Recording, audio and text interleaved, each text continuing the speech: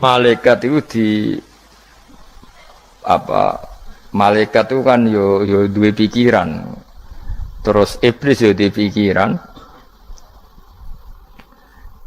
Sing padha-padha pikiran niku ya rada bener iblis. Pikirane lho ya. Tapi nurute bener malaikat. Jadi umpama agama kanut pikiran ya bener iblis. Mergo cara berpikir iblis iku Adam ku sangka lemah, aku sangka api. Berarti keren aku. Nah cara pikirane malaikat wis ora mikir mbok mulya ndi dikongkon yo manut. Jadi agama ini sanad. Agama ini seorang lagi napa? Sanad. Sakjane cara tauhid ya keberatan, aku ana istilah Baitullah ya keberatan. Wong Baitullah maknane omahe Allah sing takok. Allah manggon wirdi ning Ka'bah. Jadi kita harus ngikuti ulama. Dikatakan Baitullah itu nama penghormatan. Sesuatu itu mulia, maka disebut Baitullah. Bukan berarti Allah nempat di situ. Mergo Allah ndak butuh napa? Tempat. Jadi itu kan jelimet, Mang. Lagi-lagi yang tahu itu ulama. Masjid ya dikatakan Baitullah. Nah misalnya iki masjidnya pangeran, malah nambah mana nih lucu. Masjidnya pangeran, jadi iki tempat sujudnya pangeran. Nah, kacau kan? Tapi berhubung wong ra paham alhamdulillah demun iki masjidnya pangeran. Jajal mana nih bahasa Arab? Iki masjidnya pangeran, makna nih terjemah. Iki tempat kacau. Ini baru kayak bodoh ora roh nek iku kacau. Jadi kacau.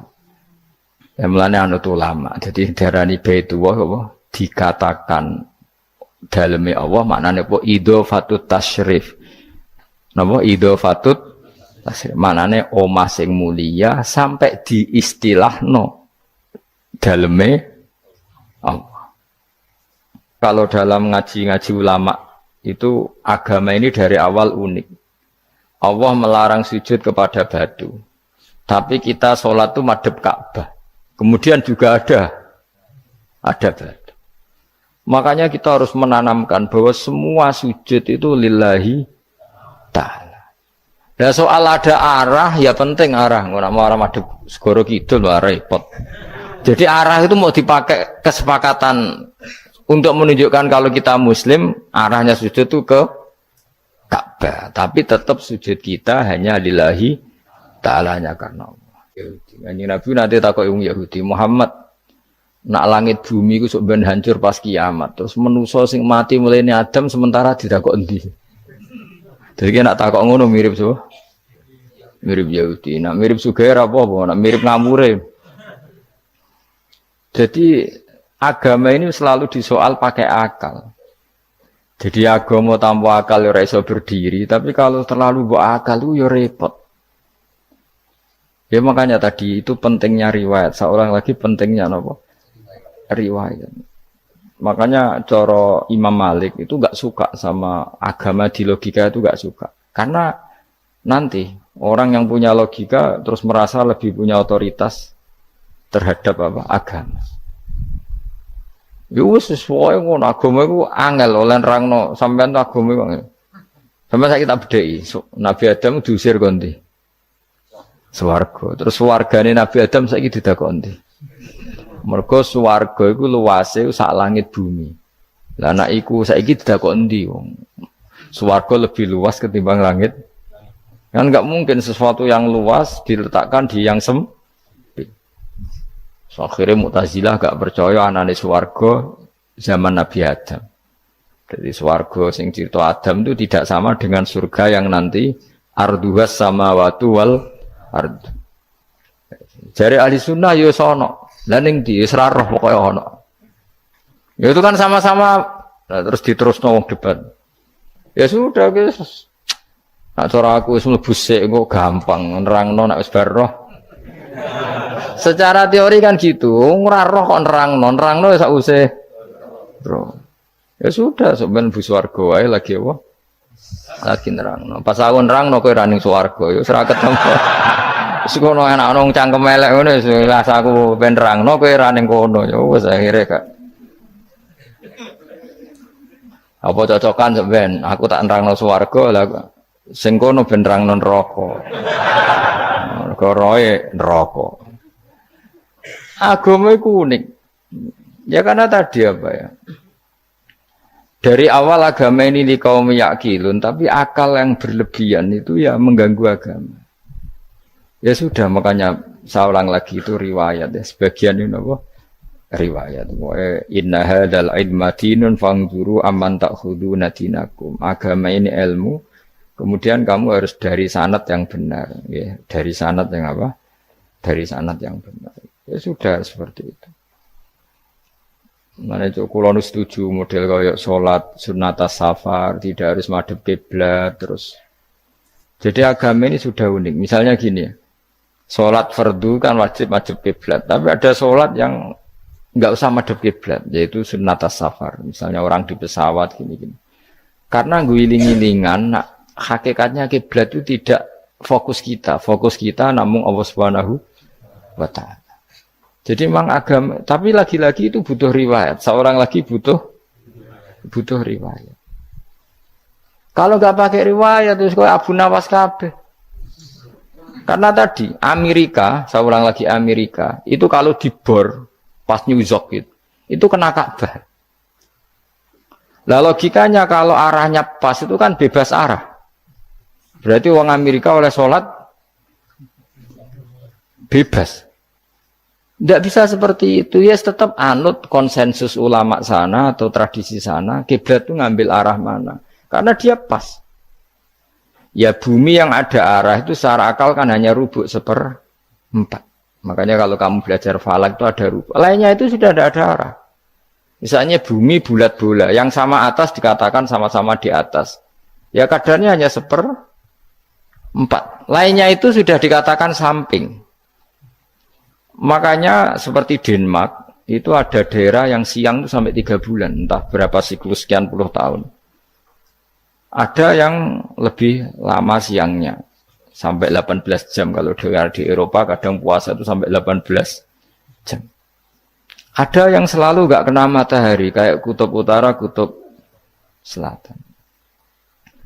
Nah makanya kalau misalnya sholat itu ngikuti apa? Kalau ngikuti matahari, orang kutub sholatnya hanya maghrib, isya, subuh.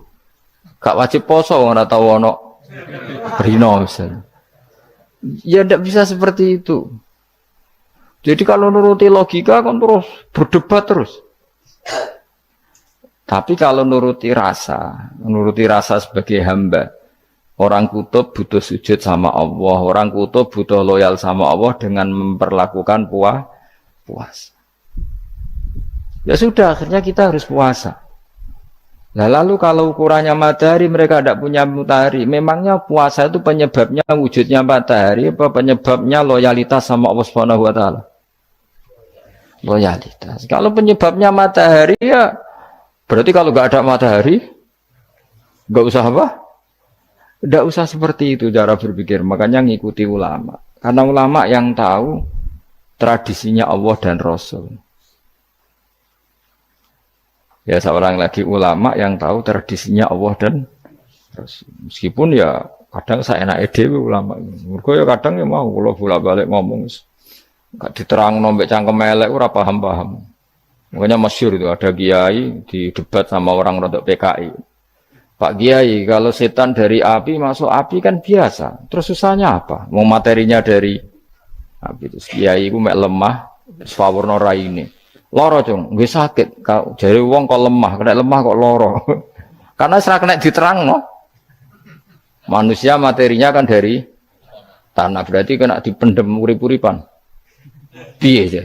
Ya loro ya. Lah iya jare kok lemah kok dipendem ning lemah kok. Karena dijelaskan pakai lisan yang baik, gak paham-paham. Sebenarnya kita ini ingin selalu baik, tapi ada orang-orang diterangkan cara baik-baik itu. Wah. Kayak misalnya ana wong kondo, Gus kula nu bojo kula cerewet ngene-ngene, apike kula pegat dicereweti bojo mbek diarani duda iku lara ndi? Oh lara diarani duda isen. Kowe payu rabi dicereweti, ambek ra payu rabi jomblo, sakit mana? Sakit distatuskan jomblo. Malah kena dicereweti sabar prestasi baru. Mesti wong ku diwolak-walik. Lan jarpe sekolah tak malan kula seneng mbek Imam Syafi'i. Kowe dirasani wong ning ngarepmu, diomongi, ambek dirasani seneng ndi? Seneng dirasani cara kowe. Cara Imam Syafi'i buktike wibawa, buktine ngomong ning ngarepmu ra wani. Jadi Imam Syafi'i itu rileks urip. Ya Aba Abdillah, orang yang tadi muji-muji jenengan itu kalau di luar maki-maki jenengan. Jadi alhamdulillah. Kok bisa itu kan bukan pengkhianatan. Berarti saya wibawa, di depan saya enggak berani itu. Wong iku sowan Imam Syafi'i ya cium tangan ya hormat. Tapi setelah di luar menghujat. Singkat cerita dilaporkan ke Imam Syafi'i. Orang yang tadi nyium tangannya jenengan itu di luar ngerasani jenengan. Jadi Imam Syafi'i, alhamdulillah berarti aku wibawa, mendengar kurawani. Ya dianggap enteng saja. Terus ada orang misoi Ja'far Shadiq. Sayyid Ja'far Shadiq itu Sayyid putune Nabi, orangnya soleh alim, gurunya Abu Hanifah. Di antaranya gurunya Abu Hanifah itu Sayyid Ja'far Shadiq. Itu kalau dihujat orang diomongin ini. Dimaki-maki. Sampai ke rumah. Pas mau masuk rumah, kamu masih ingin maki-maki saya? Iya. Tak tunggu sampai selesai. Setelah selesai, sudah sampun, sudah. Masih emosi orang, sudah.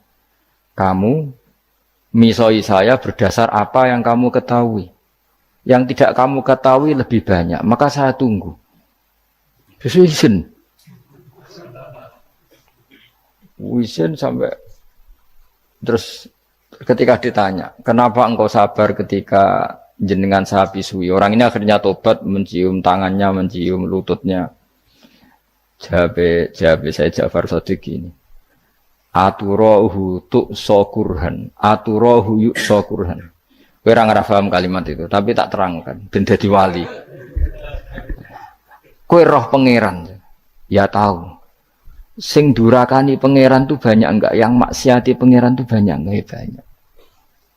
Lah yung pangeran sing di langit bumi wae dimaksiati, apa meneh terima aku. Akhirnya terus jadi orang-orang soleh itu cara berpikir itu di luar kapasitas kamu. Apa ya? Mereka itu hanya Allah, taunya itu hanya Allah. Aku kan enggak egois, harga diri. Mana ada agama berdasar harga diri itu kalau dalam bahasa Arab disebut hamiyat al-jahiliyah itu gengsi nopo jahili. Makanya ketika saya berkali-kali cerita itu, ada seorang ulama dipanggil tetangganya, nom. Setelah sampai situ, sudah kembali, saya tidak butuh kamu. Setelah sampai rumah dipanggil lagi, sudah kembali lagi sampai 3 kali. Ulamanya yang tetap ceria, tetap nyaman. Ketika ditanya, kenapa engkau tetap nyaman? Wahai pemuda, kamu itu tetangga saya. Kata Allah dan Rasul, nak kue iman be Allah Rasul, kon ngapi itu tangga, kon ngundang aku ya teko. Ya seneng nuruti perintahnya.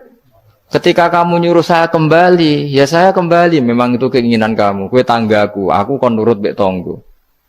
Aku ora urusane be kue. Aku mau nyaman be perintahnya. Oh, nangis pemuda tadi itu tobat. Kalau kamu kan warga diri, orang kok dipimpong. Ini gak bakat wali blas. Jadi orang dulu itu nyaman. Karena pikirannya namun Allah Subhanahu wa ta'ala. Umar bin Abdul Aziz itu termasuk khalifah paling soleh setelah periode sahabat. Itu mau kapundhut itu santai. Ketika keluarganya menangis, kenapa kamu menangisi saya?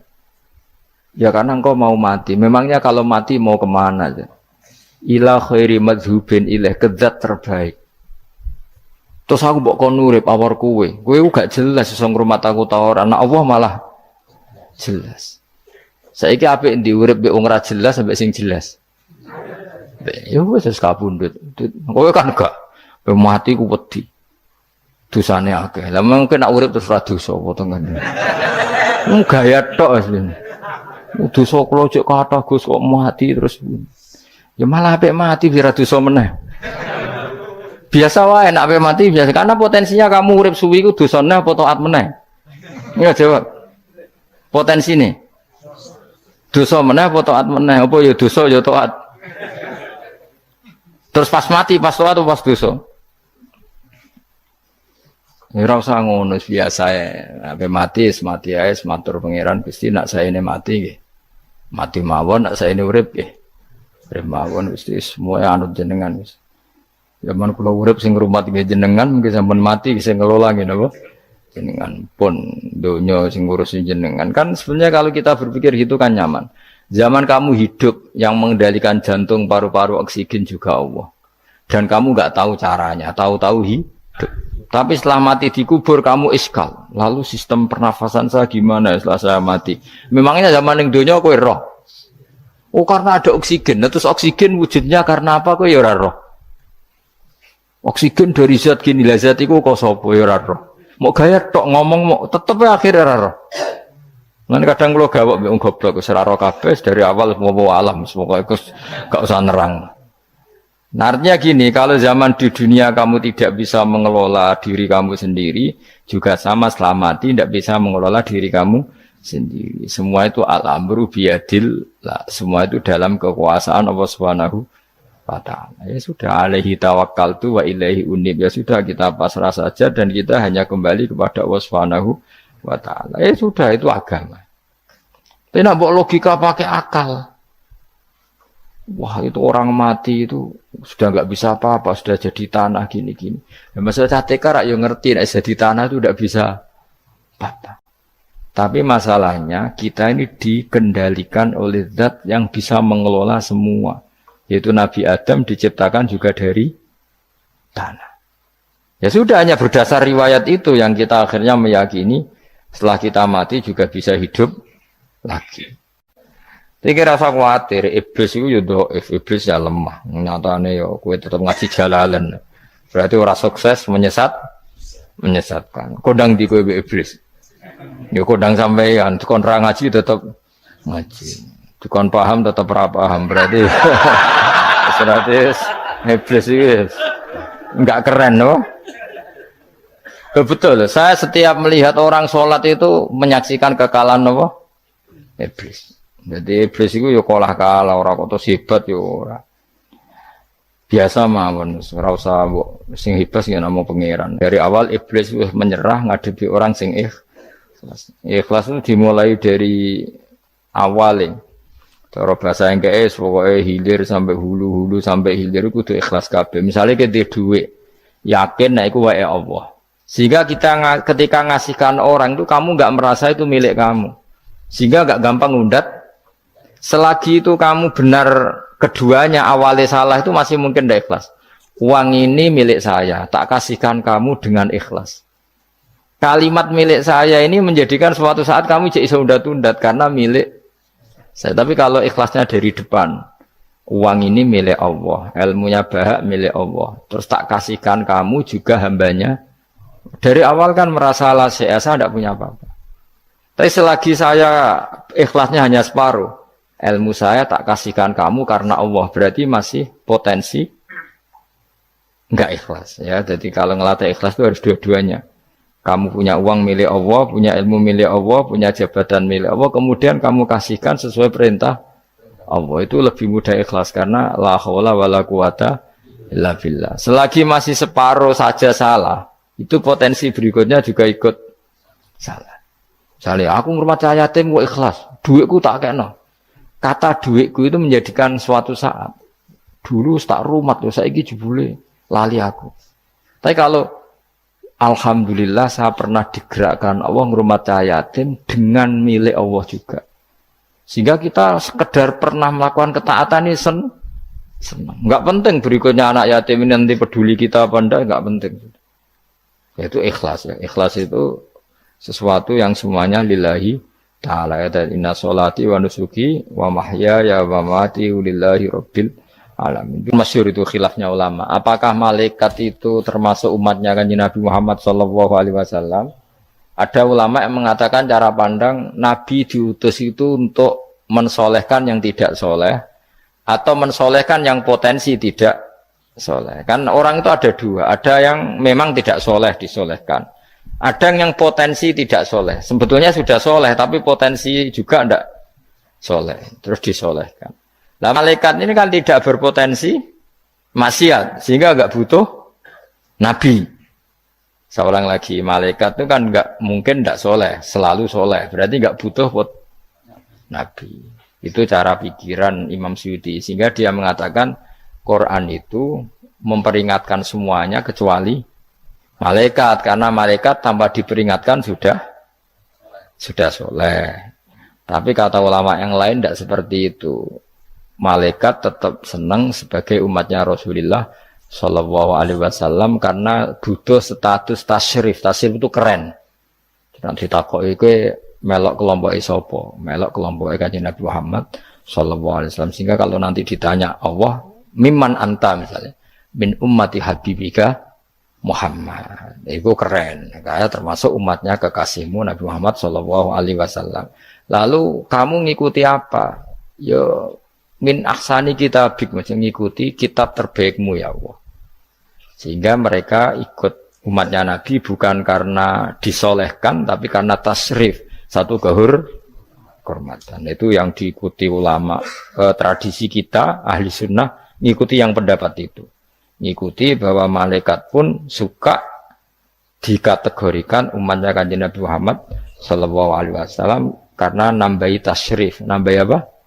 Tasyrif. Masyhur itu Imam Suyuti dalam hal ini kita ngikuti ulama mayoritas, bukan ngikuti yang ini. Masyhur kan Jibril ditanya, kan itu ketika Jibril ketemu Nabi Muhammad ditanya, untungnya apa kamu jadi safir? Safir itu kira-kira terjemahan bebasnya panitia saya. Jibril itu kan ya jauh dari langit turun bumi, dari langit itu kan jauh. Terus kamu untungnya apa? Karena Jibril itu tahu betul peristiwa yang pernah dilakukan Allah. Yaitu kayak apa malaikat yang di langit bisa diusir karena kesalahan tertentu. Malaikat yang sok suci kayak siapa itu Harut Marut juga dihinakan seperti itu. Dan Jibril tahu betul Allah itu yaf'alu ma yasha. Jadi yang sekarang malaikat bisa saja jadi pokoknya tahu betul Allah bisa melakukan apa saja. Karena Jibril tahu betul Allah, karena dia ketua malaikat. Kan kita tahu misalnya ada sejarah siapa? Harut Marut, dari malaikat menjadi hina seperti itu. Terus Jibril akhirnya tanya, ya sudah, Jibril punya apa? Terus ditanya Nabi, kamu untungnya apa setelah jadi safir saya, jadi panitia yang ngurusi wahyu. Terus kata malaikat Jibril, saya tidak pernah merasa aman. Apakah saya selalu dalam posisi ini, posisi terhormat, kecuali setelah menjadi safir, menjadi pelayan kamu, ketika aku distatuskan oleh Allah, apa itu? Innahu laqaulu rasulin karim dzi quwwatin indadil arsy makin muta'in tamma amin. Terus ganti fa amin tu ba'du.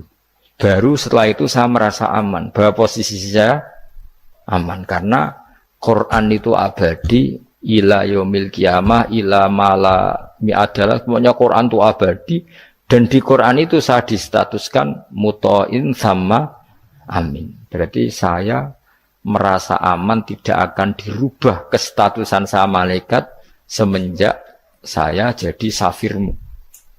Intinya Jibril juga mendapat kehormatan karena ngitmai Quran. Paham ya? Makanya kita di sini mengatakan ini pendapat Imam Suyuti, tapi hampir semua ulama berpendapat apa? Malaikat pun ikut mendapat berkahnya Kanjeng Nabi Muhammad Shallallahu Alaihi Wasallam. Jenenge apa? Berkah tasrif, apa berkah apa? Tasrif. Jadi punya status kehormatan. Nah, yang dikatakan Imam Suyuti itu murni logika. Murni logika tadi, yang namanya Quran itu memberi peringatan supaya enggak soleh menjadi soleh, dan malaikat tidak butuh itu karena sudah selalu soleh ya. Jadi itu logika saja, tapi kita berkeyakinan malaikat pun butuh, tapi untuk kehormatan.